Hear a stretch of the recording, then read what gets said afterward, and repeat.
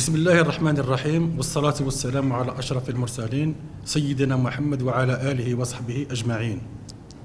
ليعلم الجميع أن هذا الخطاب له علاقة مع المؤتمر الأخير للكاف الذي انعقد منذ أيام في أبيجان بالكوت ديفوار، والذي من خلاله دخلت الانتخابات لكسب عضوية في المكتب التنفيذي للكاف.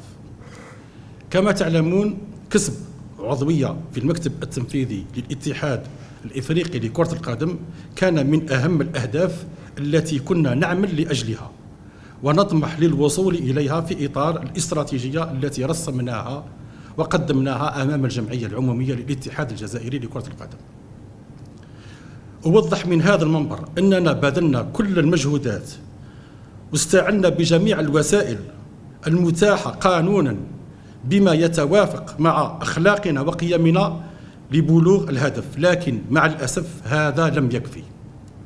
لهذا أعلم الرأي العام عن استقالتي من منصب رئيس الاتحاد الجزائري لكرة القدم، وأستغل هذه الفرصة لأتقدم بالشكر الجزيل للسلطات الجزائرية على كل الدعم الكبير الذي تلقيته أثناء ممارسة مهامي.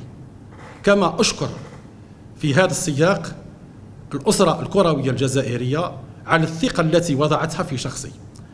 أتمنى الحظ الوفير والنجاح لكرة القدم الجزائرية. تحيا الجزائر، المجد والخلود لشهدائنا الأبرار، والحمد لله رب العالمين.